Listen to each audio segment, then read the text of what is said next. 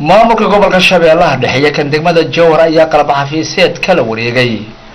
hay'adaha WOCO iyo DDG kuwaasi oo ka howlgala gobolka Shabeellaha Dhexe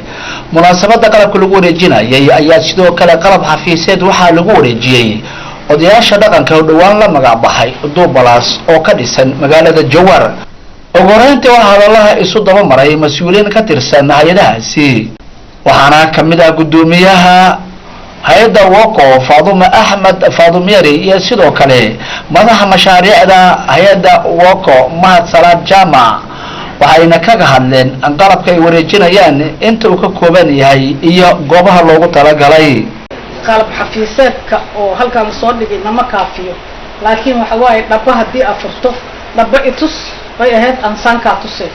dhabihi ayaan hay'adaha tusaynaa soddon oo kuraasta martida ah 16 marawaxdood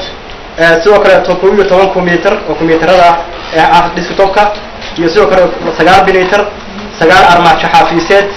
iyo sidoo kale kuraasta caaga ah 250 hal kaamiro oo lagu talagalay Duubalaas iyo sidoo kale kuraas miisaska caaga ah oo lagu talagalay hoolalka oo iyaguna 10 xabba marka intaas way qalabka la wareejinayo waxaasna goobta ka hadlay Axmed Calo Beerey oo ku hadlay magaca odayaasha dhaqanka Duubalaas oo isna halkaasi ka jeediyay mahad celin waxaan ka mahad celinaynaa isxilqaameen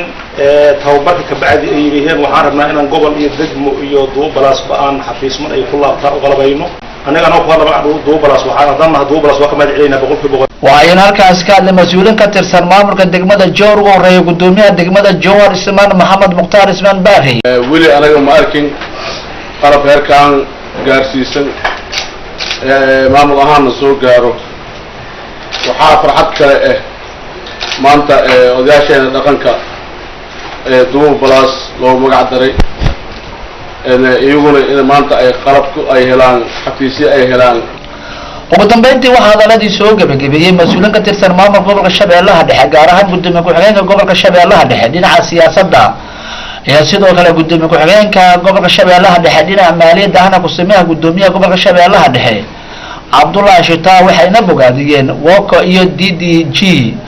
sida ay isu xilqaameen marka waxaan leeyahay aad WOCO DDG mahadi idinka gaarto aad iyo aad ayaan u mahadsantihiin dadaalkiina si laabo maxaa la qofku wuxuu sameeyay waa lagu amaanaa insha Allah waxaan rajaynaynaa adaha kalena inay ku dayan doonaan WOCO oo arintan isku shuqlay oo u dartay maamulkooda inuu ku wareejiyaan qalab intaas la eg waa hay'adii ugu horeysay oo fahanto inuu xafiismanka gobolka ay dayacan yihiin marka waxaan leenahay way kaga mahad celinaynaa boqolkiiba boqol Abubakar Maxamed Baadle warbaahinta qaranka Soomaaliyeed xarun goboleedka Shabeelle magaalada Jowhar.